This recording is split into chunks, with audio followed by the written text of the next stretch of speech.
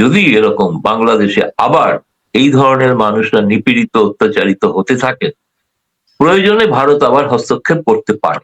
সামরিক শক্তির যদি তুলনা করেন, বিচ্ছিন্ন করে দেওয়া সেভেন সিস্টার্স কে, এসবগুলো হাস্যকর কথা। আপনাদের সেখানকার সেভেন সিস্টারের পাশে লাগোয়া প্রতিবেশী অঞ্চল, সেগুলো না বিচ্ছিন্ন হয়ে যায়, সেটা ভাবে রাখা দরকার। হাসনাত আব্দুল্লাহ তিনি বলেছেন যে বাংলাদেশের রাজনীতিবিদদের যেভাবে আশ্রয় দিচ্ছে ভারত, যেভাবে অপরাধীদের আশ্রয় দিচ্ছে, এরকম চলতে থাকলে ভারতের সেভেন সিস্টার্স বিচ্ছিন্ন করে দেওয়া হবে। এসে ধরেন একে তো মুক্তিযুদ্ধ বিষয়ক একটু আবার আলোচনা যে ভারত অনেক কিছুর জন্য দায়ী, আবার দ্বিতীয় ওসমান হাদি ইনকিলাব মঞ্চের, তোমরা নিশ্চয়ই জানেন যে বাংলাদেশের সাংঘাতিক রকম আক্রমণের ঘটনা ঘটেছিল তরুণ ছেলের উপরে, এটার পরেও ভারত কেন্দ্রিক আলাপ বেশি। এই দুই ইস্যুতে আপনার কাছ থেকে জানতে চাই। এবং যে কোনো বিষয়ে ভারতের দিকে আঙুল তোলা, আসলে এটা আজকে বিজয় দিবসে আলোচনাটা খুব প্রাসঙ্গিক এই কারণেই যে মুক্তিযুদ্ধের পক্ষে বা মুক্তিযুদ্ধের আদর্শে যে দীক্ষিত মানুষ বা যে ধরনের প্রতিষ্ঠান বা সংগঠন, আজকে তাদের বিরোধী একটা সংগঠন ক্ষমতায়। হয়তো আজকে মোহাম্মদ ইউনূস তিনি গিয়ে শ্রদ্ধা জানিয়েছেন, এটা ঠিকই, ব্যক্তিগতভাবে তিনি মুক্তিযুদ্ধের পক্ষেই ছিলেন, এটা ঠিকই, কিন্তু তাদের চালিকা শক্তি সরকার আমরা যেন দূর থেকে ভারত থেকে অনুভব করি বা দেখি, নিয়ন্ত্রকের ভূমিকায় আছে কিন্তু মুক্তিযুদ্ধ বিরোধী শক্তি।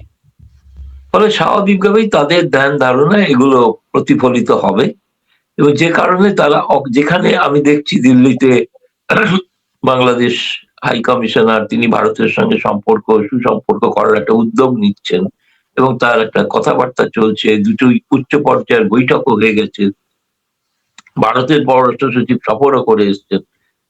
এরপরে যদি কোনো সম্পর্ক রাখার দায় সেটা যদি তারা যদি না রাখেন, একতরফাভাবে ভারতের পক্ষে তো কোনো স্বাভাবিক সম্পর্ক তৈরি করা তো সম্ভব না। ক্রমাগত যদি এইভাবে আক্রমণ হতে থাকে ভারতের উপরে, রাজনৈতিক ভাবে যে আক্রমণ হচ্ছে, এবং ভারতের হাই কমিশনার প্রণয় বর্মাকে তলব করে যে কথা বলা হয়েছে, এখনো পর্যন্ত ভারত কিন্তু বাংলাদেশের হাই কমিশনারকে তলব করেননি। আমি জানি না তারা করবেন কিনা এরকম কিছু, কিন্তু তারা তীব্র প্রতিবাদ দায়িত্বটা, আইন শৃঙ্খলাটা দেখার দায়িত্বটা সেই দেশের সরকারের। আমি তো দেখলাম গতকাল বিভিন্ন রাজনৈতিক দল বিএনপি বাদে যারা যে ঐক্য মঞ্চের নামক বা এরকম একটা জায়গায় সকলে একত্রিত হয়েছিলেন, সেখান থেকে তারা তো স্বরাষ্ট্র উপদেষ্টার পদত্যাগ দাবি করেছে।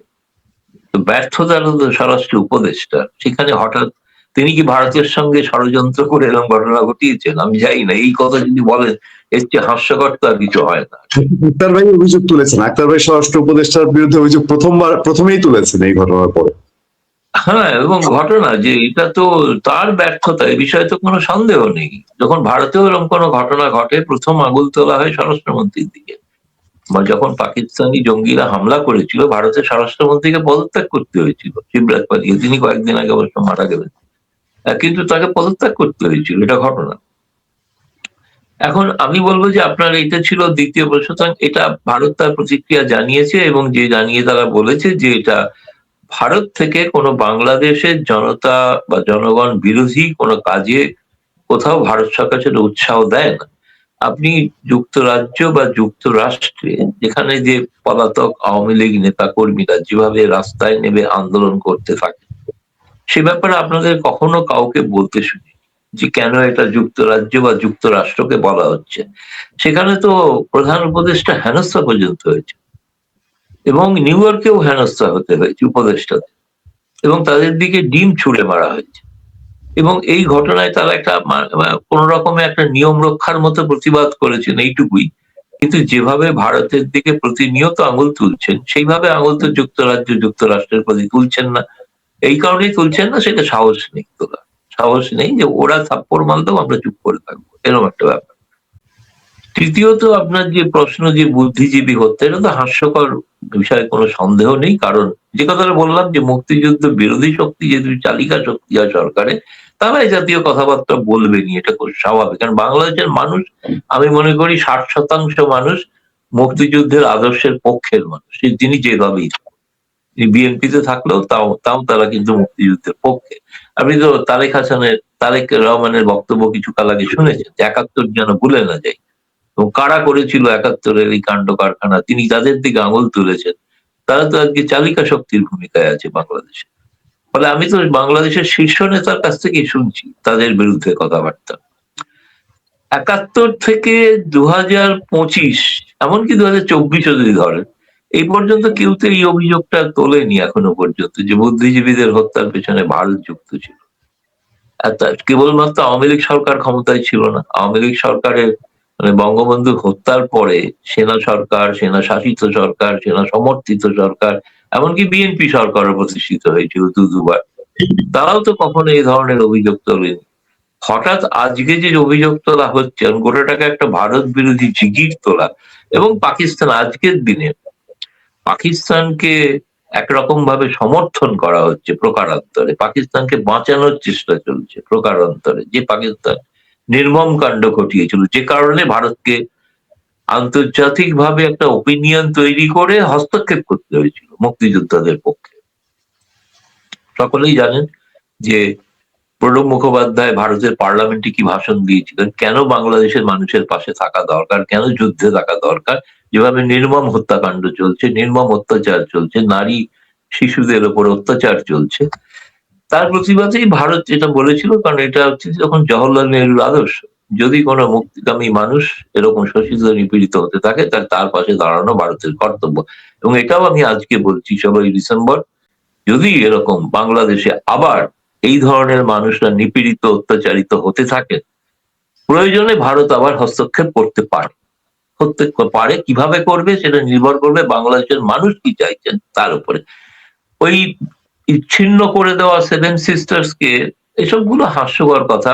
এটা সামরিক শক্তির যদি তুলনা করেন, সেই তুলনাতে তো এটা হাস্যকর দাঁড়ায় না। খামোখা আপনাদের সেখানকার 7 সিস্টারের পাশে লাগোয়া প্রতিবেশী অঞ্চল, সেগুলো না বিচ্ছিন্ন হয়ে যায়, সেটা ভাবে রাখা দরকার। অর্থাৎ চিকেন নেকটা যেন, পরিসরটা যেন চিকেন নেকের পরিবর্তে ওটা যেন একটা ঘোড়ার গলা হয়ে না দাঁড়ায়, তখন বলা হয় হর্সেস নেক হয়ে দাঁড়াবে আর কি।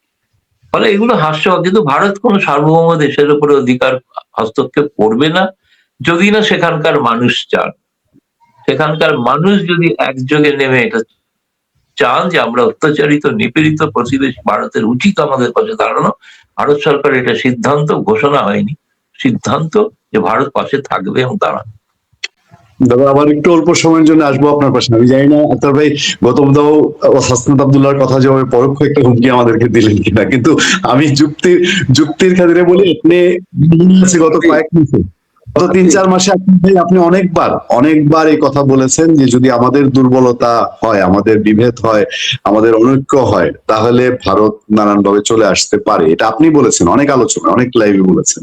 আমার কথা হলো, মাহফুজ আলম উপদেষ্টার দায়িত্ব নেওয়ার পরপরই একটা পোস্ট দিয়েছিলেন, সে নিয়ে হুলস্থুল, ভারত আনুষ্ঠানিক সেটা নিন্দা জানিয়েছিল, তখন তিনি সরিয়ে নিয়েছিলেন। এখন উপদেষ্টা থেকে যাওয়ার পরপর তিনি কথা বলছেন, তিনি বলছেন যে আর লাশ পড়লে লাশ নেব।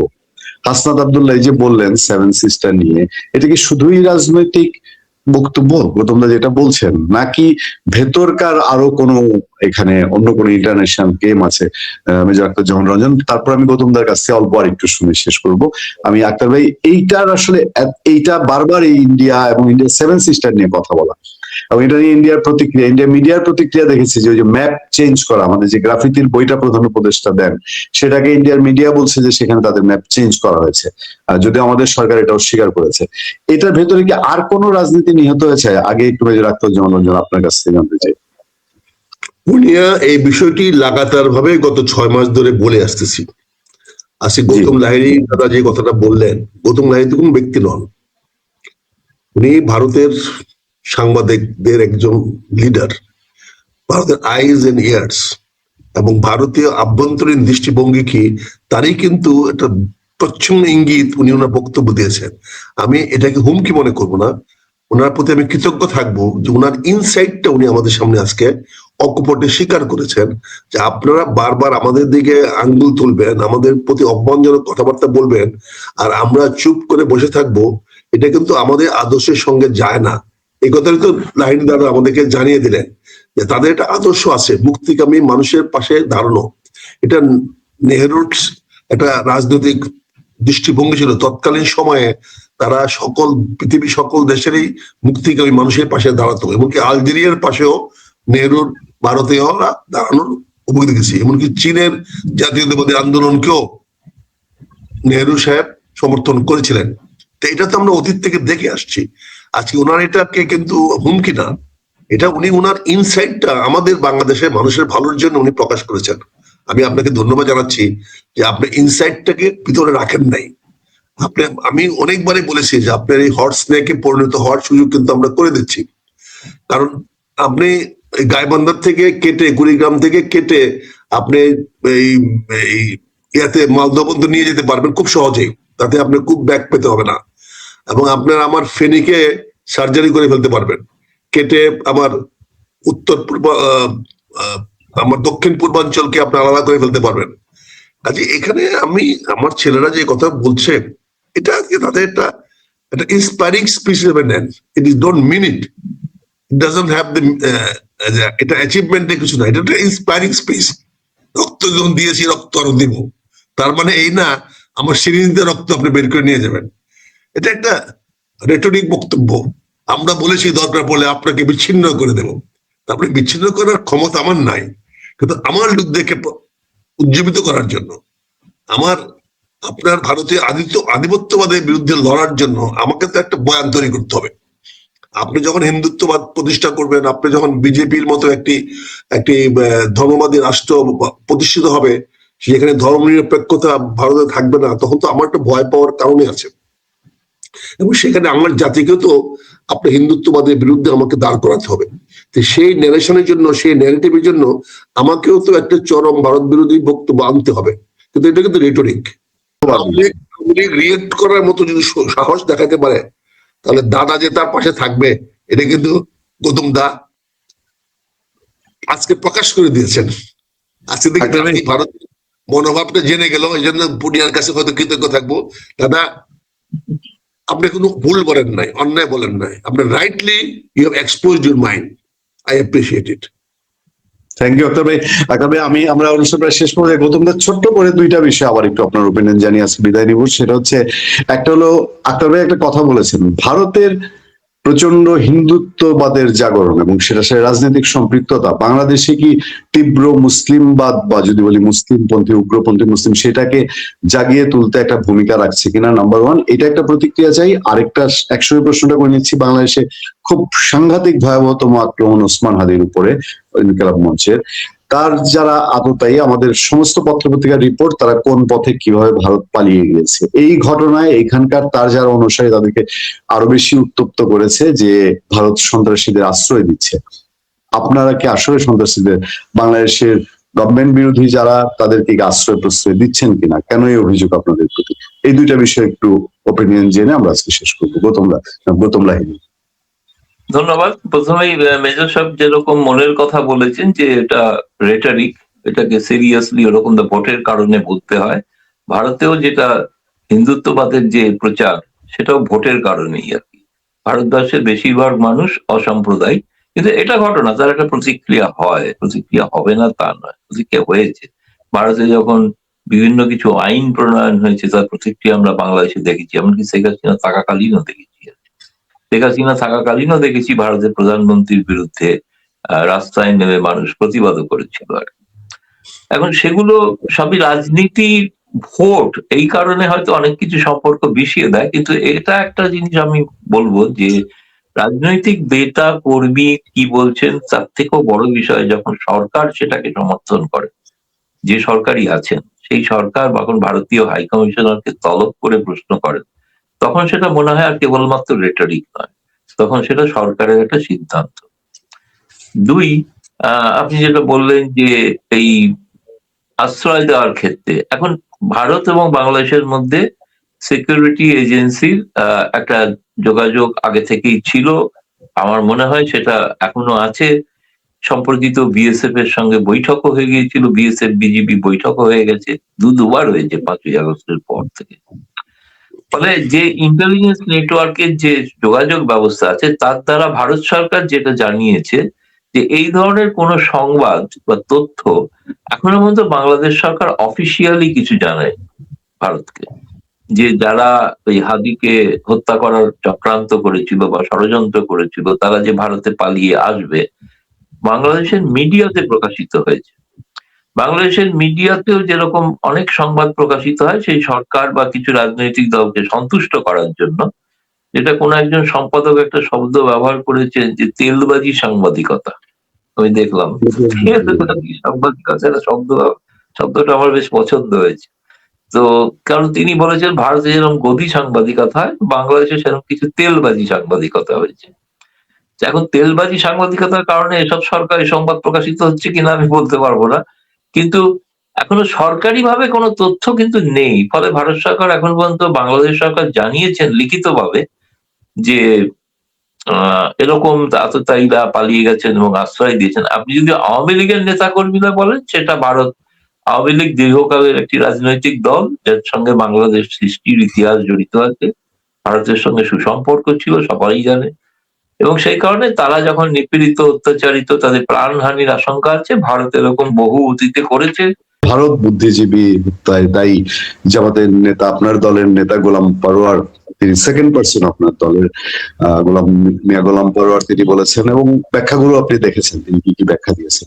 আমি গৌতম দাও চ্যাপ্টার নিয়ে প্রচুর সবসময়, এবং আমরা মুক্তিযুদ্ধের পরে আমাদের জন্ম, আমরা ইতিহাস পড়ি, ইতিহাস শুনি, জানি, এতদিন যা শুনেছি সেখানে নতুন তথ্য মনে হয়েছে। আমি প্রথমে আপনার দিক থেকে জানতে চাই, এবং ফ্লোর ওপেন থাকলেও গৌতম দা নিশ্চয়ই আপনার দিক থেকে আমরা এই বিষয়টায় জানতে চাই। আমরা ইতিহাস শিখতে চাই নতুন প্রজন্মের কাছে, এই হঠাৎ বিতর্ক কেন? মেজর আখতারুজ্জামান রঞ্জন। ভারতীয়রা কখনোই এই বুদ্ধিজীবী হত্যার সঙ্গে দায়ী নয় এবং দায়ী থাকতে পারে না, দায়ী থাকার কোনো ঐতিহাসিক পটভূমিকা নাই। আমরা কোনো কিছু তো হলেই ভারতের বিরোধিতা করি, ভারতের একটা বিষয়, একটা বয়ান তৈরি করি, এটা আসলে ভালো না, সঠিক নয়।